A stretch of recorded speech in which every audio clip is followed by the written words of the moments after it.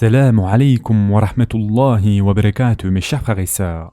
Aujourd'hui, Inch'Allah, nous allons finir et conclure donc sur l'incident de Hudaybiyah.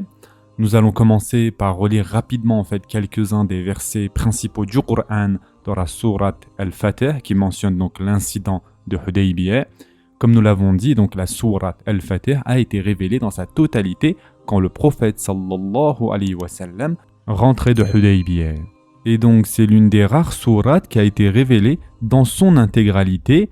En général, comme vous le savez, les sourates n'étaient pas révélées dans leur intégralité. Parfois, elles mettaient 7 ou 8 ans à être révélées, comme par exemple la sourate Al-Baqarah. Cela a pris entre 7 et 8 ans. Et en fait, on peut même dire que cela a pris 9 ans, puisque le dernier verset d'Al-Baqarah était le dernier verset révélé. Et donc la sourate Al-Fatih est l'une des sourates qui a été révélée entièrement du début à la fin en une seule fois. Elle n'a pas été révélée à la Mecque ni à Médine, mais elle est dite médinoise, car elle a été révélée après l'Hégire. Donc on l'appelle médinoise, même si physiquement elle n'a pas été révélée à Médine, mais sur le chemin du retour à Médine. Et donc c'est pour cela qu'il est très intéressant de lire la sourate Al-Fatih dans son intégralité, surtout donc lorsque l'on visionne cette série ou ces épisodes sur le traité de Hudaybiyah, pour comprendre exactement ce qui s'est passé et comprendre le contexte principal. Et aujourd'hui, Inch'Allah, nous allons voir quelques-uns donc des versets principaux. Et donc, bien évidemment, commençons avec la première partie de la sourate, lorsqu'Allah Azza wa Jal dit « En vérité, nous t'avons accordé une victoire éclatante. » Pourquoi avons-nous fait cela? Afin qu'Allah te pardonne tes péchés, passés et futurs, qu'il parachève sur toi son bienfait et te guide sur une voie droite, et qu'Allah te donne un puissant secours. Allah Azza wa Jal dit que ce traité et que cet incident sont une façon de plus de montrer votre honneur et de pardonner vos péchés. Quel rapport entre le traité de Hudaybiyah et le pardon des péchés du prophète sallallahu alayhi wa sallam, mes chers frères et sœurs? La souffrance, l'angoisse, le chagrin que cela a causé amènent au pardon des péchés. Le traité de Hudaybiyah a causé des souffrances. Notre prophète sallallahu alayhi wa sallam en a souffert, n'est-ce pas? De même, tout honneur et toute bénédiction accordée pardonne les péchés. Et c'est un traité au cours duquel des honneurs et des bénédictions ont été accordés au prophète sallallahu alayhi wa sallam. Pourquoi? Afin qu'il fasse entrer les croyants et les croyantes dans des jardins sous lesquels coulent les ruisseaux. Voici ce que dit Allah Azza wa Jal, où ils demeureront éternellement et afin de leur effacer leurs méfaits. Cela est auprès d'Allah un énorme succès. Donc Allah Azza wa Jal vous a donné cette victoire, cette fatih, pour pardonner vos péchés et pour que les croyants et les croyantes entrent au paradis, c'est-à-dire au Jannah. C'est une bénédiction pour vous, c'est une grande victoire. Ensuite, dans le verset 10, ceux qui te prêtent serment d'allégeance ne font que prêter serment à Allah. Et subhanallah, nous avons déjà parlé de ça, souvenez-vous. Ils ne le donnent pas seulement à toi, mais la main d'Allah est au-dessus de leur main. Subhanallah. Allah Azza wa Jal souligne que ceux qui ont donné le serment sous l'arbre donnent le serment, c'est-à-dire bay'a, à moi directement. Ensuite, dans les versets 11, 12 et 13, Allah Azza wa Jal parle de ceux qui sont restés en arrière, les munafiqun, c'est-à-dire les hypocrites. Lorsque tu retourneras à Médine, les Bédouins et les Arabes, les Bédouins, les hypocrites te diront « Nos biens et nos familles nous ont retenus. Implore pour nous le pardon auprès d'Allah. » Ils disent avec leur langue ce qui n'est pas dans leur cœur. Plus loin, Allah Azza wa Jal dit « Vous pensiez plutôt que le messager et les croyants ne retourneraient jamais plus à leur famille, et cela vous a été embelli dans vos cœurs.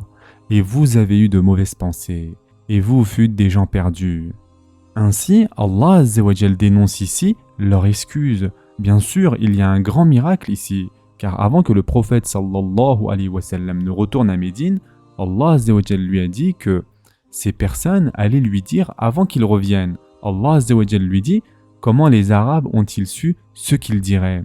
Comment les Arabes, ils n'avaient pas entendu le récit de la sourate Al-Fatih et ils ont cité la sourate Al-Fatih sans savoir qu'ils citaient la sourate Al-Fatih. Est-ce que vous comprenez ici?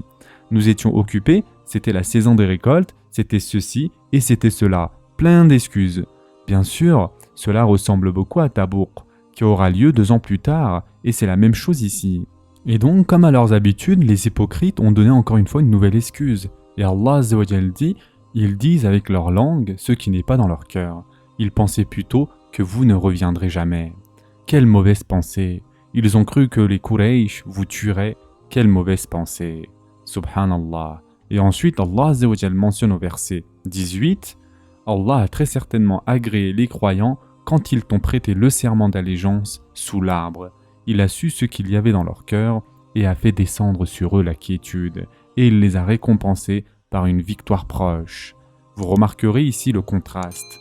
Allah Azza wa Jal sait ce qu'il y a dans le cœur des hypocrites, et il révèle leur cœur. Et Allah Azza wa Jal sait également ce qu'il y a dans le cœur des croyants. Et donc Allah Azza wa Jal a également dit que les croyants avaient dit quelque chose, et c'est le serment d'allégeance, et ils étaient sincères dans leur dire. Allah Azza wa Jal savait ce qu'il y avait dans leur cœur, et grâce à cela, Allah Azza wa Jal a envoyé le pardon, et Allah Azza wa Jal leur a fait une promesse proche, une victoire proche. Quelle est cette victoire proche? Comme nous allons le voir, c'est la conquête de Khaybar, au cours de laquelle les musulmans ont eu le plus gros butin qu'ils n'avaient jamais eu dans aucune autre bataille auparavant. Ensuite, Allah Azza wa Jal dit dans les versets 22 et 23, si les Quraysh vous avez combattu, imaginez que le combat ait eu lieu. Allah Azza wa Jal dit, même si vous étiez inférieurs en nombre, ce seraient eux qui se seraient détournés et qui auraient fui, et ils n'auraient pas trouvé de secoureurs. Allah Azza wa Jal dit donc, vous avez été le peuple courageux, vous les avez défiés, et ils ne se sont pas battus, même s'ils étaient plus nombreux que vous. Cependant, Allah Azza wa Jal dit, que ce soit clair, même s'ils s'étaient battus, vous auriez gagné, et ils auraient fui. C'est une autre louange pour les Ansar et les Muhajiroun. Allah Azza wa Jal leur fait part d'un futur alternatif. C'est quelque chose d'incroyable, mes chers frères et sœurs, subhanallah. C'est un point intéressant. Allah Azza wa Jal connaît le passé, Allah Azza wa Jal connaît le futur, et Allah Azza wa Jal connaît le présent. Et Allah subhanahu wa ta'ala connaît le futur qui n'aura pas lieu. Et il sait, si cela s'était passé, comment cela se serait passé. Subhanallah. Allah Azza wa Jal sait également cela. Et Allah Azza wa Jal connaît ce futur qui n'aura jamais lieu. Comme vous le savez, il n'y a pas eu de bataille à Hudaybiyah. Cependant, Allah Azza wa Jal dit, si vous les aviez combattus, ils se seraient détournés et ils auraient fui, et vous seriez restés sur le champ de bataille. Et c'est bien sûr pour eux une bénédiction. Et ensuite, Allah Azza wa Jal les critique au verset 25. Ce sont eux qui ont mécru et qui ont obstrué le chemin de la mosquée sacrée. Et donc, Allah Azza wa Jal critique les Quraysh. Ils vous ont empêché et ils ont empêché les offrandes d'atteindre leur destination. S'il n'y avait pas eu des hommes et des femmes croyantes que vous ne connaissiez pas et que vous auriez pu piétiner sans le savoir, si ce n'était pas pour eux, Allah Azza wa Jal aurait provoqué une bataille. Et donc le point important ici, mes chers frères et sœurs, c'est qu'Allah Azza wa Jal dit qu'à la Mecque, il y a beaucoup de musulmans qui se cachent, qui vivent donc l'islam en cachette. À la Mecque, il y a beaucoup de musulmans et ils sont persécutés, et donc ils cachent leur foi. Et s'il y avait eu une bataille, ils auraient été obligés d'être du côté des Quraysh, puisque leur islam est secret. Vous auriez été obligés donc de les tuer, et si vous les avez combattus, et que plus tard vous auriez découvert qu'ils étaient musulmans, vous auriez ressenti une grande souffrance. Et c'est pourquoi Allah Azza wa Jal a empêché ce bain de sang. Puis enfin, dans le dernier verset, Allah Azza wa Jal réaffirme la vision et le rêve. Allah Azza wa Jal a été véridique en la vision par laquelle il annonça à son messager sallallahu alayhi wa sallam en toute vérité, vous entrerez. D'accord? Il insiste, Allah Azza wa Jal dit, vous entrerez dans la mosquée sacrée, Inch'Allah, en toute sécurité et en rasez vos têtes ou coupez vos cheveux sans aucune crainte. Il savait donc ce que vous ne saviez pas. Il a placé en deçà de cela une victoire proche. Alors vous accomplirez votre Umrah, vous aurez également une victoire. Et quelle est donc cette victoire? Certains disent que cette victoire est la prédiction de la conquête de la Mecque. Seul Allah Azza wa Jal sait. D'autres disent qu'il s'agit de Khaybar. D'autres encore disent que c'était à propos d'autres victoires et nous parlerons de certaines de ces victoires aujourd'hui, Inch'Allah. Les deux derniers versets sont donc des versets qui louent le prophète sallallahu alayhi wa sallam et nous trouvons la célèbre phrase Muhammadun Rasulullah, qui n'apparaît que 2 fois dans le Coran. La ilaha illallah, la phrase de cette manière apparaît une fois et la phrase Muhammadun Rasulullah, dite de cette façon, apparaît 2 fois et c'est l'une de ces 2 fois, Muhammadun Rasulullah. Mohammed est le messager d'Allah. Le reste du verset est une louange pour les Ansar et les Muhajirun, ceux qui sont avec lui, yani. Ils sont stricts contre les mécréants, les kuffars, et compatissants envers les croyants. Tu les vois inclinés, prosternés, recherchant d'Allah grâce et agrément. Leurs visages sont marqués par la trace laissée par la prosternation. Ensuite, Allah Azza wa Jal continue à louer ainsi les compagnons. D'ailleurs, cela n'a pas vraiment de rapport avec Hudaybiyah, mais le dernier verset de la sourate Al-Fatih, qui est le verset 29, est l'un des deux seuls versets dans le Coran où apparaissent toutes les lettres de l'alphabet arabe. C'est juste une anecdote, d'accord? Toutes les lettres de l'alphabet arabe sont utilisées dans ce verset. Et il n'y en a qu'un autre comme cela. Et donc, avec cela, nous avons vu rapidement un bref résumé de la sourate Al-Fatih. Et maintenant, Inch'Allah, pour le restant de l'épisode, nous allons parler des principales leçons et des bienfaits de l'incident de Hudaybiyah. Nous allons diviser donc cela en 4 sections. D'abord les bienfaits de la sira, deuxièmement les bienfaits théologiques, troisièmement les bienfaits du fiqh et quatrièmement les bienfaits au niveau de la pensée politique moderne. Nous allons donc diviser cela en 4 sections. La première partie, les bienfaits de la sira. En ce qui concerne donc les bienfaits de la sira, l'un des plus grands bienfaits est que cela a forcé les Quraysh à traiter avec les musulmans comme une partie égale. Et c'est là le point important, car les traités ne sont conclus qu'entre deux égaux, n'est-ce pas? Sinon c'est un ordre et c'est de l'arrogance, de la prétention. Mais pour la première fois, les Quraysh et le prophète sallallahu alayhi wa sallam sont amenés à la table des négociations en tant qu'égaux. Cela montre par conséquent que les musulmans ne gagnent pas seulement en grade, mais qu'ils vont finalement prendre le dessus. Un autre point intéressant dans la sira est que certains membres des Quraysh, peut-être même beaucoup d'entre eux, réalisent que le vent tourne. Et c'est cette prise de conscience qui les a rendus si paranoïaques, si fous, qu'ils ont dit en fait, peu importe ce qu'il se passe, vous n'entrerez pas cette année. Ne laissez pas les Arabes dire qu'ils ont eu le dessus sur nous. Qu'est-ce que cela démontre? Cela montre qu'ils avaient le dessus. Mais il y a cette arrogance en eux. Vous savez, lorsque vous vous obstinez à être arrogant, que vous n'écoutez pas ce que les autres vous disent, peu importe la raison. Ils ont atteint cette paranoïa-là à ce moment-là. Et ils ont donc atteint ce niveau-là. Les gens vont dire que vous êtes plus puissant, alors peu importe ce qu'il se passe, vous n'entrerez pas à la Mecque cette année. Grâce à cela, nous remarquons leur insécurité. Nous remarquons qu'ils réalisent que la situation évolue. Et puisque la situation évolue, pour certains d'entre eux, ceux qui étaient le plus proches de l'islam, ce fut la goutte supplémentaire qu'ils avaient besoin pour embrasser l'islam. Très bientôt, nous arriverons aux derniers convertis avant la conquête de la Mecque, qui arrive à leur apogée avec Khalid ibn al-Walid, Uthman ibn Talha et Amr ibn al-As radiallahu anhum. Le traité de Hudaybiyah a vraiment été le coup de grâce pour ces personnes qui ont compris que cette religion ne diminuerait pas ou ne disparaîtrait pas, et donc c'est là en fait qu'ils ont pris conscience que c'était la vérité, et ils avaient besoin de voir ça de leurs propres yeux. Ils avaient besoin de voir des signes, et Hudaybiyah était le dernier signe qu'ils avaient besoin de voir avant d'embrasser l'islam. Un autre des bienfaits de la sira est que cette paix a engendré chez les musulmans un confort et une sécurité qu'ils n'avaient jamais ressenti auparavant. Yani, Badr, Uhud, Khandaq, tout cela est récent. Et il y avait toujours cette peur, quand les Quraysh nous attaqueront-ils à nouveau? Mais maintenant que le traité de Hudaybiyah a été conclu, cela amène un sentiment psychologique de paix, de calme. Cette paix et ce calme leur permettent de se concentrer sur d'autres problèmes sur lesquels ils n'avaient pas le luxe de se concentrer avant Hudaybiyah, le plus important étant le problème des tribus juives restantes à Khaybar. C'est pourquoi, moins d'un mois après Hudaybiyah, Khaybar a eu lieu. Parce qu'il y a un gros problème, et ce sont qui? Ce sont les Benu Nadir et la rémanence des Benu Qaynuqa qui posent toujours des problèmes et ils doivent être traités. Mais tant qu'il y avait la menace des Quraysh, qu'il y avait d'autres problèmes plus importants, on ne pouvait pas se payer le luxe de s'occuper de Khaybar. Car Khaybar, comme nous le verrons prochainement Inch'Allah, était une forteresse et cela va demander beaucoup de travail, beaucoup d'efforts. Qui a du temps et de l'énergie à consacrer à Khaybar alors que nous étions préoccupés par les Quraysh? Maintenant que nous nous sommes occupés des Quraysh, nous pouvons nous concentrer sur l'autre menace qui existe. De plus, cette paix a aussi permis au prophète sallallahu alayhi wa sallam de commencer à penser à l'échelle mondiale pour la toute première fois, ou peut-être devrais-je dire d'agir au niveau mondial, puisque de toute évidence, il pense au niveau mondial, depuis le premier jour bien évidemment, mais là, il va commencer à agir mondialement, maintenant que la menace locale a été éliminée. Pour la toute première fois, Hudaybiyah a eu lieu donc au cours de la 7e année, et maintenant, l'année suivante de l'hégire, le prophète sallallahu alayhi wa sallam va commencer à écrire des lettres au gouverneur. Il écrit donc des lettres à au moins une douzaine de leaders.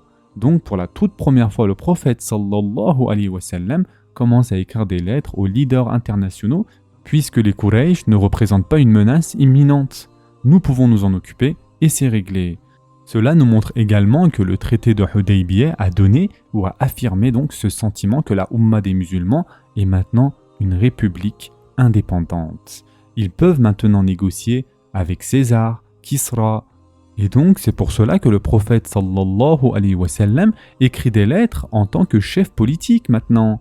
Et Hudaybiyah a simplement confirmé ou a ajouté quelque chose à cette aura des musulmans en tant qu'entité politique indépendante. De plus, l'une des plus grandes bénédictions de Hudaybiyah, peut-être même la plus grande bénédiction de la Sira, est que cela a permis pour la première fois aux musulmans et aux païens d'interagir sans craindre de bain de sang. Yani, à travers la péninsule arabique, cela a permis aux musulmans et aux païens, c'est-à-dire les adorateurs d'idoles, à commencer donc à acheter, à vendre, à voyager, à se mélanger les uns aux autres, et cela a permis au message de l'islam de se répandre en paix. Cela a évidemment amené beaucoup de personnes à se convertir. Et donc, Hudaybiyah n'a donc pas été un djihad, c'est-à-dire une lutte avec l'épée, mais un djihad de paix et un djihad de da'wa, c'est-à-dire d'invitation aux non-musulmans à écouter le message de l'islam. Et honnêtement, le djihad de paix et le djihad de da'wa étaient bien plus efficaces en termes de convertis qu'aucun autre djihad de guerre. Vous ne convertirez pas les gens avec votre épée, mais vous les convertirez grâce à la persuasion en parlant de théologie. Que se passe-t-il lorsque la paix est là?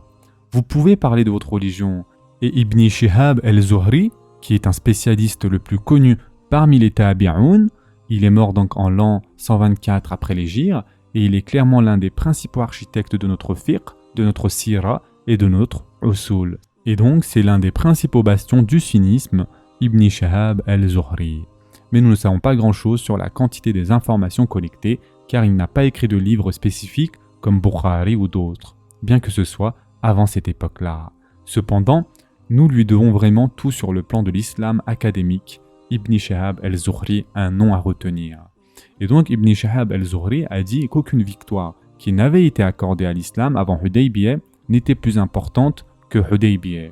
Aucune victoire accordée aux musulmans donc avant Hudaybiyah n'était plus importante que Hudaybiyah. Pourquoi? Et donc, c'est Ibn Shihab qui parle et il a dit que les gens étaient tous en paix les uns avec les autres. Alors, ils se mélangeaient, parlaient, évoquaient l'islam. Et aucune personne intelligente n'entendait parler de l'islam sans y entrer. Durant les 2 années qui suivirent donc Hudaybiyah, le nombre de musulmans a doublé ou même plus. Et donc, l'islam a prêché donc son message pendant 19 ans. Et donc, durant les 2 années qui suivirent Hudaybiyah, le nombre de convertis a doublé par rapport aux 30 années précédant Hudaybiyah. Réfléchissez-y mes chers frères et sœurs. Et Ibn Hisham cite El-Zuhri et ensuite il dit la preuve de la déclaration d'El-Zuhri est qu'à Bay'at el-Ridwan, il y avait 1400 personnes, d'accord? 2 années plus tard, lors de la conquête de la Mecque, il y avait 10 000 personnes. Il suffit de voir les chiffres mes chers frères et sœurs. La majorité des musulmans de Médine, pas tous, mais la majorité, a participé au Ridwan. Cela représente 1400 hommes. Lors de la conquête de la Mecque, d'où viennent les 8000 ou 9000 hommes supplémentaires? Ils se sont convertis au cours des 2 dernières années. C'est ce que dit donc Ibn Hisham.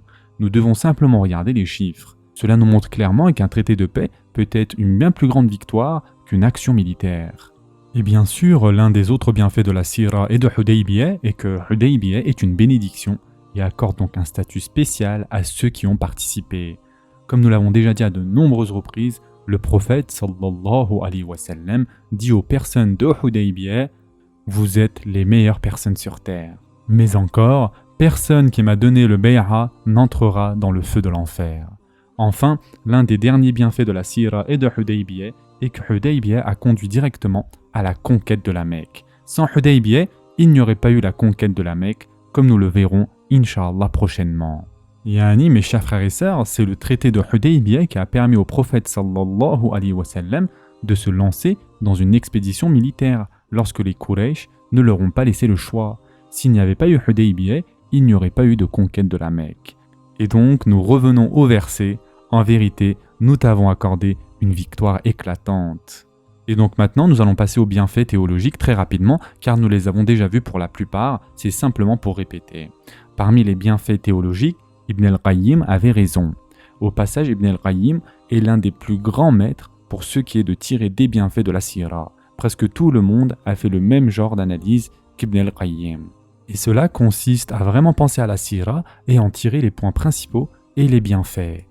Et donc, Inch'Allah, suivre ces traces et examiner chaque épisode, chaque incident et en tirer ce que l'on peut en tirer. Donc, Ibn al-Qayyim fait cela dans son livre qui est en 5 volumes, c'est un très bon livre et il y a toute une section sur les bienfaits de la sira. Et Ibn al-Qayyim dit que parmi les bienfaits de Hudaybiyah, et c'est une grande partie, ça prend donc une place importante dans son livre, il dit que parmi ces bienfaits, la licéité de mettre des gardes pour les personnes importantes. Il parle de cela en fait. Parce que typiquement, c'est quelque chose d'interdit.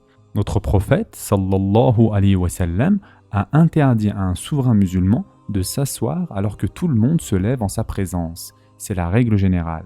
Et il a dit, celui qui aime cela devrait se préparer à s'asseoir dans les feux de l'enfer. Il devrait se préparer à être confronté à la punition d'Allah Azza wa Jal dans les feux de l'enfer. Donc nous apprenons la règle générale que nous connaissons tous, lorsque quelqu'un d'important entre et s'assoit, vous ne vous levez pas en signe de respect. Nous le savons tous, n'est-ce pas? Cependant, que s'est-il passé à Hudaybiyah? Lorsque les émissaires sont venus, Al-Mughira, Abu Bakr et les autres sont tous debout, prêts à sortir leurs épées. Ibn al-Qayyim remarque qu'ils ont fait cela pour montrer leur force, même si ce n'était pas dans les habitudes du prophète sallallahu alayhi wa sallam d'avoir des gardes. Ce n'était pas dans ses habitudes d'avoir l'élite, des gardes du corps. Ce n'était pas dans ses habitudes, il ne faisait pas cela. Mais pourquoi ici? Pour montrer aux Quraysh que les musulmans respectent leurs chefs plus encore que vous respectez vos chefs. Et donc, en faisant cela, il montrait aux Quraysh le protocole qu'ils avaient l'habitude. Il y avait un protocole qui était accepté et il y avait un protocole connu des Quraysh. Et donc, si les compagnons avaient été assis de manière désordonnée, les émissaires des Quraysh se seraient dit tout simplement « Vous n'allez rien faire pour votre chef ?» Yani vous restez assis. C'était donc pour montrer ce respect de la manière dont ils en avaient l'habitude. Cela est donc permis dans ce cas pour une maslaha, pour une raison particulière. Un autre bienfait théologique que nous apprenons ici, et nous en avons parlé en détail, c'est la question d'al-fahl, c'est-à-dire de l'optimisme et du bon présage. Et tout le monde devrait le savoir, il y a 2 conditions, d'accord, pour que cela soit applicable. Et donc, la première condition, c'est que cela doit être un bon présage, et non un mauvais présage, d'accord? Il doit être bon et positif. C'est un présage positif, il n'y a rien de négatif là-dedans, la malchance n'existe pas. Un présage positif, quelque chose d'optimiste, et donc c'est la première condition. Quelle est la deuxième condition? C'est que vous le reliez à Allah Azza wa Jal. Vous le reliez à Allah subhanahu wa ta'ala, d'accord? Vous devez dire, cela vient d'Allah Azza wa Jal. Donc si ces 2 conditions sont remplies, vous pouvez lire des signes positifs. Les présages les plus courants sont des choses que vous entendez, mais cela peut également être quelque chose que vous voyez. Vous entendez le nom de quelqu'un, vous entendez une phrase positive, alors vous pouvez lire là-dedans quelque chose de positif. Par exemple, lorsque le prophète sallallahu alayhi wa sallam a vu Suhayl arriver, qu'est-ce que le prophète sallallahu alayhi wa sallam a dit? Maintenant, Allah nous envoie la facilité. Ce sera la facilité alors que nous étions dans une impasse. Et donc le prophète sallallahu alayhi wa sallam fait un bon présage. Il y a aussi un hadith dont nous n'avons pas eu le temps d'en parler, mais qui est en lien direct avec Hudaybiyah, et nous allons voir donc rapidement ce qu'il en est et les biens théologiques. À un certain moment à Hudaybiyah, il a énormément plu. Comme vous le savez, ils ont campé dehors pendant environ 20 jours et durant un de ces jours, il a énormément plu. Le jour suivant, une rumeur a commencé à se répandre. Depuis la période anté-islamique, ils avaient l'habitude de dire qu'il avait plu à cause de telle et telle étoile. Ils ont une tradition pré-islamique, d'accord? À cause de telle et telle étoile, il a plu. Donc apparemment, 1 ou 2 personnes ont dit quelque chose comme cela. Après la prière d'Al-Fajr, le prophète sallallahu alayhi wa sallam dit « Allah a dit, certains de mes croyants se sont réveillés en croyant en moi et d'autres se sont réveillés en croyant aux étoiles et m'ont rejeté. Donc, ceux qui ont dit « il a plu à cause de cette étoile » m'ont rejeté et ont cru aux étoiles. Tandis que ceux qui ont dit « il a plu grâce aux bénédictions d'Allah et à la rahma d'Allah » ils croient en moi et rejettent les étoiles. Il y a beaucoup de points théologiques ici, mais nous n'avons pas le temps de les étudier un par un, nous allons être très brefs, d'accord? Les Arabes avaient donc une tradition superstitieuse durant la période pré-islamique. Ils attribuaient donc la pluie à une étoile en particulier, ou à une saison, ou à une période dans le mois, etc. D'accord? Et donc, apparemment, l'un d'entre eux a fait cette remarque. « Oh, il a plu parce que les astres tournent, cette étoile tourne. Ce soir, il y a eu un signe du zodiaque, etc. » D'accord? Il est évident que lorsque les compagnons ont dit cela, ils ne le pensaient pas dans leur cœur, car ils sont croyants. Donc, lorsque vous le dites sans le penser vraiment, cela devient un shirk mineur. Mais lorsque vous le dites et que vous le pensez vraiment, c'est un shirk majeur. Et donc, de ce fait, lorsque nous attribuons une bénédiction, nous devons l'attribuer à Allah Azza wa Jal. Nous ne sommes pas autorisés à attribuer des bénédictions à autre chose qu'Allah subhanahu wa ta'ala. Alors, nous ne disons pas « j'étais malade, mais le médecin m'a soigné ». Nous ne disons pas « cette maison est en feu, mais les pompiers ont sauvé la maison ». Il est incorrect de dire cela, mes chers frères et sœurs. Que disons-nous? Nous disons « j'étais malade, mais Allah Azza wa Jal m'a soigné à travers le travail du médecin. La maison était en feu, mais Allah Azza wa Jal a sauvé la maison à travers le travail des pompiers, d'accord?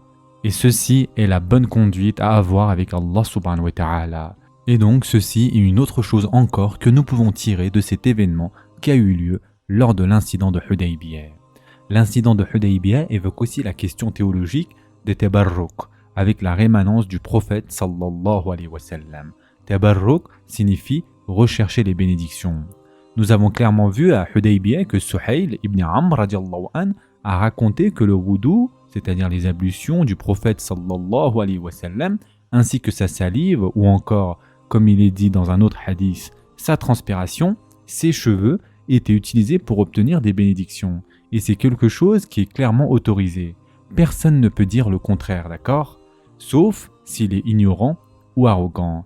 Il est clairement permis de rechercher des bénédictions grâce au corps, à la transpiration, à la rémanence de l'eau et aux cheveux du prophète sallallahu alayhi wa sallam. Mais c'est autorisé seulement pour lui et pour personne d'autre. Personne d'autre n'est à ce niveau pour que l'on aille derrière lui et que l'on recherche sa baraka, d'accord? Ses bénédictions. Pour que l'on embrasse ses mains en pensant que nous aurons ses bénédictions. Pour que nous prenions son turban en pensant que c'est un grand honneur qu'il nous donne son turban. Certains autres groupes font cela, mais non.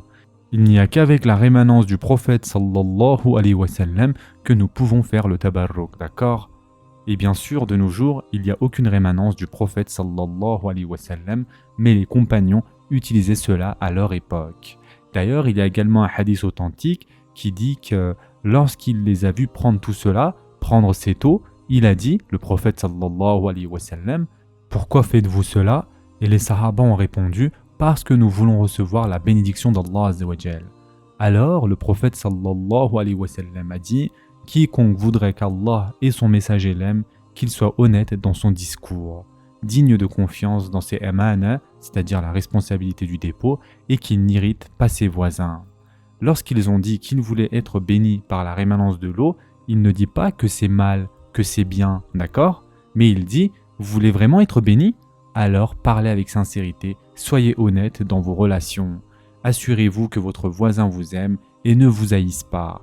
Il leur donne donc un meilleur moyen et une meilleure récompense. Même si c'est permis, le prophète sallallahu alayhi wa sallam dit, si vous voulez qu'Allah azza wa jal et son messager vous aiment, alors suivez cette technique. De plus, l'un des plus grands bienfaits de Hudaybiyah est la question de Qadr, c'est-à-dire la destinée. Parfois des choses nous arrivent et nous ne comprenons pas pourquoi, n'est-ce pas? En surface, cela a juste l'air d'être mauvais, chaotique, diabolique, dangereux. Pourtant, Allah subhanahu wa ta'ala sait et nous ne savons pas. L'un des principes fondamentaux du Qadr est d'abandonner son destin à Allah azza wa jal. Yani, de se dire si cela se passe, point. et vous attendez le meilleur d'Allah Azza wa Jal, comme Allah subhanahu wa ta'ala le dit dans le Coran. Allah vous apportera beaucoup de bien dans ce que vous détestez, vous retirerez un grand bien de cette chose que vous détestiez. Et nous en avons le parfait exemple ici, n'est-ce pas? Les compagnons n'ont pas compris. Nous avons vu la réaction de Omar radiallahu anhu. Même le prophète sallallahu alayhi wa sallam ne savait pas quoi dire, à part « j'obéis à Allah, Allah m'aidera ». À ce moment-là, le prophète sallallahu alayhi wa sallam ne sait pas ce qu'il va se passer. Que dit-il à Omar radiallahu anhu? Il lui dit « Allah m'aidera ». Mais cependant, bien évidemment, il ne comprend pas comment, car après chaque point, c'est une humiliation pour leur croyance. Mais au final, nous verrons. Nous l'avons déjà dit la semaine dernière, et nous allons le revoir, que Hudaybiyah a été la plus grande victoire depuis le début de l'islam en termes de conquête, en termes de convertis par rapport à la conquête de la Mecque. Victoire après victoire après victoire. Mais sur le moment, qui le sait? Personne. C'est donc un point fondamental qui est le qadr, la croyance en le qadr. Et un autre bienfait théologique de l'incident de Hudaybiyah, c'est un bienfait très important, ne jamais penser que vous savez mieux que le Coran et la Sunna.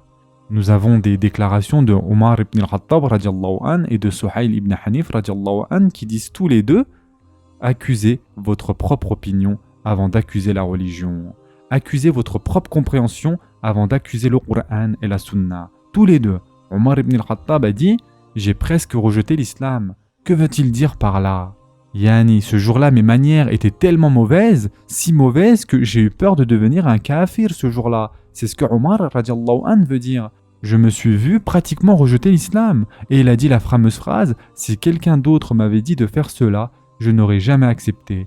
Mais comme c'était le prophète sallallahu alayhi wa sallam, j'ai accepté. Si n'importe quel autre chef m'avait dit de remettre les musulmans aux ennemis, je ne l'aurais jamais fait. Vous voyez à quel point il est proche, mais il réalise qu'au final, vous devez vous soumettre. Bien sûr, cela ne marche que lorsqu'il y a un passage explicite dans le Coran et dans la Sunna. Vous ne dites pas « je pense » lorsqu'Allah Azza wa Jal et son messager, sallallahu alayhi wa sallam, ont parlé et ont été explicites. Vous ne dites pas « selon moi » lorsqu'Allah Azza wa Jal a clairement exprimé son opinion, car son opinion est un fait. La vôtre est erronée, elle est totalement fausse. Donc, lorsque le Coran et la Sunna sont explicites, c'est mi'na wa ata'na. Nous avons entendu et nous avons obéi. C'est prouvé lors de l'incident de Hudaybiyah. Un autre sujet théologique très intéressant dont nous n'avons pas eu le temps de parler, et c'est une chose très intéressante qui a eu lieu au cours du 4e siècle de la Hijra en rapport avec l'incidence de Hudaybiyah. Qu'en est-il? Une énorme polémique a éclaté à Al-Andalus sur le fait ou sur la question: le prophète sallallahu alayhi wa sallam savait-il lire et écrire? D'accord? L'un des savants les plus connus d'Al-Andalus, qui s'appelait Ebu al-Walid al-Baji, un grand savant malikite, tous les juristes et tous les malikites le connaissent. C'est un savant malikite très connu et il vient d'Al-Andalus. Ebu al-Walid n'était pas le seul, il y avait aussi Ebu Dharr al-Arani. Il y en avait encore d'autres, un certain nombre de savants qui l'ont suivi, et ils ont commencé à dire que le prophète sallallahu alayhi wa sallam savait lire et écrire. Et cela s'est répandu parmi le peuple, et d'autres savants s'en sont mêlés, et ils ont dit: quiconque dit que le prophète sallallahu alayhi wa sallam savait lire et écrire est un mécréant, c'est-à-dire un kafir. Vous savez, ce genre de personnes qui traitent tous les autres de kafir, ce problème, on le voit un peu de partout dans le monde. C'est une chose ordinaire, et cela arrivait même du temps d'Al-Andalus, et ils ont dit donc: quiconque dit que le prophète sallallahu alayhi wa sallam savait lire et écrire est un kafir. Pourquoi? Selon l'autre groupe et selon la majorité, il ne savait ni lire ni écrire. Et c'est également notre avis, n'est-ce pas? Il ne savait pas lire ni écrire. Même si nous ne traitons pas El-Baji de mécréant, les gens l'ont traité de mécréant. Pourquoi? Selon vous, pourquoi les gens l'ont-ils traité de mécréant? Ceci est clair et explicite dans le Coran. Qu'est-ce que le Coran dit? Le Coran est explicite à ce sujet. Allah Azza wa Jal dit dans le Coran: le prophète, il est trait, n'est-ce pas? Ils ont donc dit: quiconque dit qu'il savait lire et écrire a rejeté le Coran et c'est donc un kafir. Il y a eu donc un procès contre Ebu al-Walid al-Baji, qui était le savant le plus connu de son époque. Le sultan a dû s'en mêler et il a été amené devant le sultan qui lui a dit: tous les autres théologiens t'accusent d'être un kafir. parce que tu as rejeté le Coran en disant que le prophète sallallahu alayhi wa sallam savait lire et écrire. Alors il dit, j'ai des preuves précises qui démontrent qu'il savait lire et écrire. Preuve numéro 1, le hadith dans Sahih al-Bukhari, l'incident de Hudaybiyah. Lorsque Ali ibn Abi Talib radiallahu an, a refusé d'effacer Mohammed, le prophète d'Allah, il y a une autre version dans Al-Bukhari bien sûr, et c'est ce qu'il a dit littéralement, où le prophète sallallahu alayhi wa sallam prit le livre, c'est-à-dire le kitab, et il ne savait pas écrire. Pourtant, il a écrit Mohammed ibn Abdillah. Il est donc clairement dit qu'il a pris le livre, sous-entendu le parchemin, et il ne savait pas écrire, mais il a écrit Mohammed ibn Abdillah. Et donc, vous connaissez l'histoire, il était écrit Mohammed, le messager d'Allah. Donc la version d'Al-Bukhari dit clairement qu'il ne savait pas lire ni écrire, mais il a écrit. C'est ce qui est accepté. Et ensuite, le hadith continue. Il dit donc, c'est un hadith explicite, il ne savait pas écrire et il a écrit. Ils lui dirent donc, qu'en est-il du prophète illettré? Et donc à cela, il répond, c'est lorsqu'il est devenu un prophète. Avant qu'il soit un prophète, il était illettré. Ensuite, il a appris à lire et à écrire. Allah Azza wa Jal le décrit donc à ses débuts. Ensuite, il y a l'étape ultérieure, lorsqu'il n'a aucune raison qu'il ne sache pas lire ni écrire, et il a appris à lire et à écrire. Ils ont donc dit, qu'en est-il du verset du Coran dans lequel Allah Azza wa Jal dit « Et avant cela, tu ne récitais aucun livre et tu n'en écrivais aucun de ta main droite. Sinon, ceux qui nient la vérité auraient eu des doutes. » Donc Allah Azza wa Jal dit « Écrire avec ta main droite et tu n'as jamais écrit avec ta main droite. » Il répondit à cela, ce verset est une preuve en ma faveur contre vous. Pourquoi ils répondirent donc? Car il dit, avant la révélation du Coran, tu ne récitais pas de livre et tu n'écrivais pas. Il a également cité d'autres preuves, mais nous n'allons pas donc rentrer en détail là-dedans. Le fait est qu'il ne pouvait pas le contrer car il avait de bons arguments. Il montrait à chaque fois une preuve. Au final, l'affaire a été rejetée car il avait des preuves valables provenant du Coran et de la Sunna. Il ne pouvait pas dire que c'était un mécréant, il ne rejetait pas le Coran. Cela nous montre clairement que vous pouvez avoir des points de vue étranges sans être un mécréant. C'est aux théologiens d'en décider, pas aux non-initiés. Les non-initiés ne doivent pas et ne sont pas qualifiés pour décider de qui est musulman et de qui ne l'est pas. C'est aux théologiens, les savants de la théologie en particulier, de déterminer avant tout qui est mécréant et qui ne l'est pas. Le peuple ne devrait pas intervenir lorsqu'il faut décider de qui est un mécréant et qui ne l'est pas. C'est quelque chose que les théologiens font. Donc au final, l'affaire a été rejetée et il est resté sur ses positions jusqu'à sa mort. Mais bien évidemment, c'est resté une position minoritaire. Plus tard, des savants ont écrit des ouvrages entiers sur ce sujet pour le contredire. En réalité, il y a des preuves qu'il ne savait pas lire ni écrire. Et pour la version d'Al-Bukhari qui dit qu'il ne savait pas lire et écrire et qu'ensuite il a écrit, il y a deux interprétations. La première, et c'est également l'opinion minoritaire, est qu'il ne savait écrire que son nom. Ils disent que la plupart des personnes qui ne savent pas lire ni écrire savent écrire leur nom. C'est un point de vue bien sûr. Le deuxième point de vue, et c'est le plus répandu parce que nous voulons nous en tenir au Coran, et donc c'est que le prophète sallallahu alayhi wa sallam était illettré comme Allah Azza wa Jal dit dans le Coran. Car en réalité dans la version de Bukhari, ils disent que le prophète sallallahu alayhi wa sallam n'a pas écrit, mais qu'il a demandé à quelqu'un de le faire. Et ceci est autorisé dans toutes les langues. Nous disons par exemple, le sultan a construit cette mosquée. C'est pas lui qui l'a construit, il a juste ordonné la construction de cette mosquée, n'est-ce pas? Et donc en fait ça revient à cela dans la version de Bukhari lorsque le prophète sallallahu alayhi wa sallam, il est dit qu'il a écrit. Il a demandé à quelqu'un d'écrire pour lui en fait. Et donc encore une fois, qu'entendons-nous lorsque nous disons que le gouverneur par exemple a construit l'autoroute? Il a ordonné la reconstruction de l'autoroute, tout simplement. On peut parler ainsi lorsque le chef est impliqué. Il a donc pris le livre, il a pris le parchemin si vous voulez, et comme il ne savait pas écrire, il a ordonné à quelqu'un d'écrire pour lui. C'est donc le deuxième point de vue. Dans tous les cas, la position majoritaire qui est la plus sûre est qu'il ne savait ni lire ni écrire. Néanmoins, il est intéressant d'aborder ce sujet avec Hudaybiyah. Maintenant, nous allons passer à la troisième partie des bienfaits. Quelle est la troisième partie? Il s'agit bien sûr des bienfaits du fiqh. Les bienfaits du fiqh, du traité de Hudaybiyah, de l'incident de Hudaybiyah, Le bienfait du fiqh le plus évident, le plus flagrant, c'est la possibilité de mettre en place des traités de paix avec un ennemi autrement mauvais, le pire ennemi que l'on puisse imaginer même. Les Quraysh n'étaient pas neutres, les Quraysh n'étaient pas pacifistes, ils ne faisaient pas partie des gens du livre. Les Quraysh n'étaient pas pour la liberté, les Quraysh n'étaient pas pour la démocratie et ainsi de suite. Les Quraysh étaient les pires ennemis que la Ummah n'avait jamais vus. Nous n'aurons jamais de pire ennemi que les Quraysh. Pourquoi ? Car personne ne s'oppose vraiment au prophète Mohammed sallallahu alayhi wa sallam à part les Quraysh. À chaque fois qu'un autre groupe, une autre nation, un autre pays s'oppose aux musulmans, il ne s'oppose pas directement au prophète sallallahu alayhi wa sallam, n'est-ce pas ? Les seuls qui s'opposaient vraiment au seul homme qu'Allah azza wa jal leur avait envoyé, c'est bien sûr les Quraysh. N'importe qui d'autre, nous ne sommes pas le prophète sallallahu alayhi wa sallam. Lorsqu'un ennemi nous attaque, même s'il nous attaque pour l'islam, et que nous subissons bien sûr ces attaques au cours des 14 derniers siècles, il ne s'attaque pas directement au prophète sallallahu alayhi wa sallam. Mais les Quraysh, ils l'ont attaqué directement. Ils ont essayé de le tuer directement. Ils l'ont expulsé directement. Quelle faute, quelle injustice pourrait-elle être plus grande que celle-ci, mes chers frères et sœurs ? Mais le prophète sallallahu alayhi wa sallam s'est tout de même engagé directement avec eux et il a conclu un traité de paix avec eux.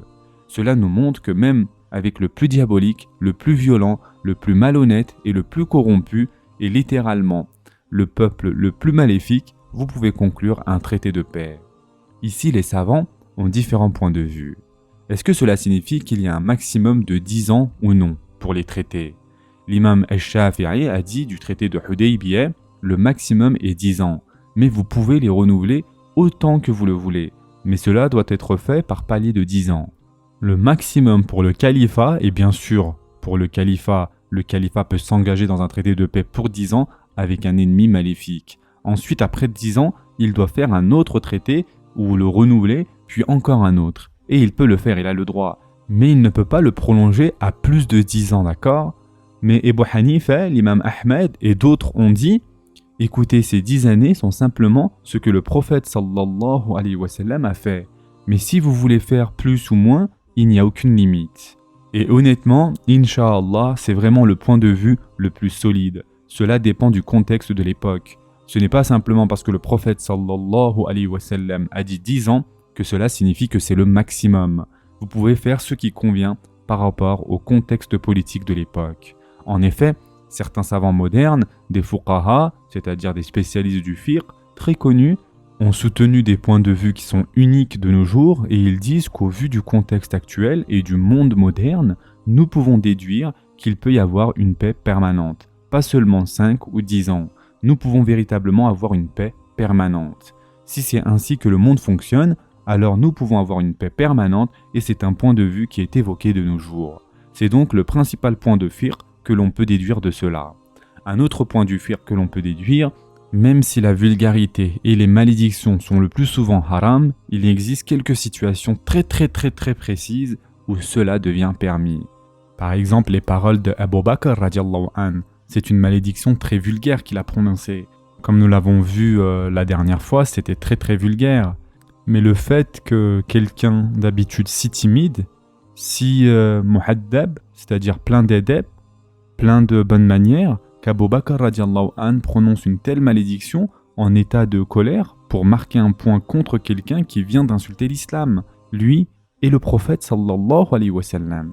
Cela nous montre qu'il y a des exceptions mineures à cette règle. Nous apprenons aussi de cela un autre point du fiqh. Celui qui ne peut pas continuer le hajj et la umrah s'arrête et il est appelé muhassir. Il s'arrête, ishar signifie que vous vous arrêtez de faire le hajj et la umrah. Il s'arrête où il est, il sacrifie l'animal, il rase sa tête ou coupe ses cheveux et ensuite il peut reprendre sa vie normalement. C'est quelque chose que nous apprenons du traité de Hudaybiyah. Nous apprenons également pour la toute première fois que dans la jurisprudence de l'ihram, que vous pouvez vous en sortir pour une raison valable. C'est quelque chose dont nous n'en avons pas parlé, mais Ka'ab ibn Ujra, l'un des compagnons, souffrait d'une grave maladie. Il était infesté de poux et il était très irrité. Il était malade et lorsque le prophète sallallahu alayhi wa sallam l'a vu, il lui a dit « Subhanallah, pourquoi ne m'as-tu pas dit que tu allais si mal ? rase tes cheveux. Cela se passe pendant qu'il était en état d'ihram, quand ils attendaient à Hudaybiyah, d'accord? Le traité n'avait pas encore été signé. Ils pensent toujours qu'ils vont aller faire la Umrah. Le prophète sallallahu alayhi wa sallam lui dit donc « Rase tes cheveux » puisque son crâne était infesté de poux. Rase tes cheveux et ensuite donne la fidya. C'est ce que le prophète sallallahu alayhi wa sallam a dit. Ainsi, si vous êtes en état d'ihram et que vous avez un problème médical qui vous oblige à porter de véritables vêtements, disons, un exemple classique, les personnes âgées qui ont un problème de vessie par exemple, très bien, ils ont besoin de quelque chose pour se protéger, ils ne peuvent pas porter la tenue d'ihram, c'est totalement légitime, ils doivent le faire, puis ils donnent la fidya. Ils nourrissent des gens ou quelque chose de la sorte, d'accord? Ils peuvent sacrifier un animal s'ils le veulent aussi. Donc, pour toute raison légitime, vous êtes donc autorisé à sortir de l'état d'ihram. Et ensuite, vous donnez bien sûr la fidya. C'est ce que nous apprenons de l'incident de Hudaybiyah. De cet incident, nous apprenons également, Ibn al-Qayyim le mentionne, la possibilité de demander l'aide d'un païen, d'un adorateur d'idoles, même pour des questions sensibles. Et il tire cela d'où? Souvenez-vous, nous en avions parlé il y a un moment maintenant, Ibn Sufyan el-Ruzayi ou Bishr. Les deux noms sont mentionnés, d'accord? Les deux noms sont mentionnés comme son nom.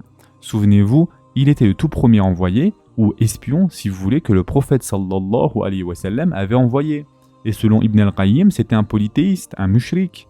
Alors il dit, de cela nous déduisons la possibilité d'engager, de louer les services, de faire confiance à un polythéiste contre d'autres polythéistes. Si nous connaissons vraiment cette personne bien sûr. Cependant, d'autres savants disent que Bishr était en fait un nouveau musulman et un converti, et donc secrètement musulman. Il y a donc là une polémique sur qui était vraiment Bishr, s'il était vraiment musulman ou non. Dans notre sira, nous avons adopté le point de vue selon lequel il était musulman, et nous en avions parlé, souvenez-vous. Néanmoins, Ibn al-Qayyim pensait qu'il était païen. Et donc, le prophète sallallahu alayhi wa sallam a effectivement eu recours à l'aide d'un païen qui était digne de confiance. Il est donc permis de demander de l'aide à un non-musulman ennemi contre d'autres ennemis si vous faites confiance à cet ennemi-là, si vous lui faites confiance pour une raison quelconque. C'est clairement, Inch'Allah, le cas dans la sira. Nous apprenons aussi, dans la catégorie des bienfaits du fiqh, du traité de Hudaybiyah, la possibilité d'être scrupuleusement littéral dans un traité, même si cela veut dire que vous devez aller à l'encontre de l'esprit du traité. Tant que vous n'allez pas à l'encontre du traité sur le plan littéral, que vous ne contredisez pas le traité, il n'y a pas de souci. Et où apprenons-nous cela? Nous en avions parlé en détail la dernière fois. Cela concerne bien évidemment la migration des femmes. La migration des femmes, car le traité disait « Il va de soi en général que lorsque l'on dit « homme », cela comprend les hommes et les femmes, n'est-ce pas? Mais dans ce cas précis, dans ce cas-là, les compagnons, le prophète sallallahu alayhi wa sallam l'ont pris au pied de la lettre. Et donc, de ce fait, nous apprenons que du moment que l'on ne va pas à l'encontre du traité sur le plan littéral, c'est autorisé. Nous avons également une autre preuve, lorsque l'on a dit au prophète sallallahu alayhi wa sallam « Tu ne vas pas autoriser quelqu'un à vivre parmi nous ». Cependant, on n'a pas dit au prophète sallallahu alayhi wa sallam qu'il devait renvoyer les musulmans qui avaient fui à Médine, n'est-ce pas? Ce n'était pas son rôle. Donc, il a attendu les Quraysh. C'est seulement lorsque la demande avait été faite du côté des Quraysh que les personnes concernées étaient renvoyées. Par exemple, souvenez-vous du cas d'Abu Basir quand il est revenu. Le prophète sallallahu alayhi wa sallam a simplement parlé dans le vide et il a dit « Quel bon soldat est Abu Basir, si seulement quelqu'un pouvait l'aider. » Cela signifie « Tu ferais mieux de partir avant que je sois obligé de tendre ma main. » Il lui a donc laissé l'occasion de partir. Cela nous montre clairement qu'il n'était pas obligé d'effectuer le transfert des musulmans, donc il ne l'a pas fait. Nous avons également ici un autre incident qui a eu lieu durant l'un des jours à Hudaybiyah, le jour où il a beaucoup plu, souvenez-vous, les prières de Maghrib et Isha n'ont pas été réalisées en jama'a, c'est-à-dire en congrégation.